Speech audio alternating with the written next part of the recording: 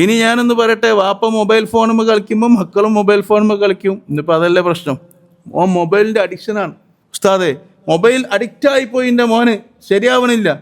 അങ്ങനത്തെ ആൾക്കാരോട് ഒരൊറ്റക്കാരൻ തിരിച്ചു ചോദിക്കണം, നിങ്ങളും മൊബൈലിൻ്റെ അഡിക്റ്റ് അല്ലേ?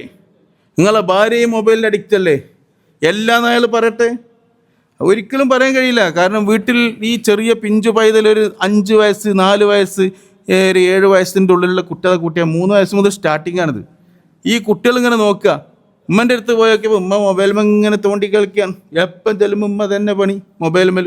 ഉമ്മൻ്റെ അടുത്ത് ലാളനയും സ്നേഹവും മഹബത്തും ഉമ്മ വക്കലൊക്കെ കിട്ടേണ്ട പ്രായത്തിലാണ് ഉമ്മ മൊബൈൽമേൽ തോണ്ടി കളിക്കുന്നത്. ഉമ്മ വേറെന്തോ പാചകം നോക്കിയായിരിക്കും, അതിലാണ് ആസ്വാദനം.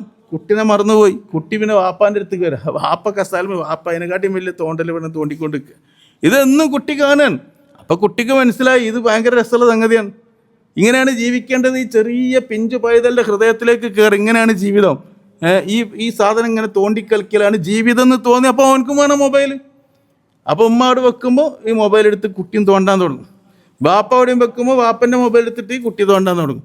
ഇങ്ങോട്ട് ഈ രക്ഷിതാക്കൾ ഏതെങ്കിലും തങ്ങന്മാരുടെ അടുത്ത് വന്നിട്ട് പറയും, എൻ്റെ മോൻ മൊബൈലിൻ്റെ അഡിക്ഷനാണ് ഉസ്താദ്, നന്നാക്കി തരണം, എപ്പോഴും മോനക്ക് മൊബൈൽ വേണം. ഇത് പറഞ്ഞിട്ട് കാര്യമുണ്ടോ?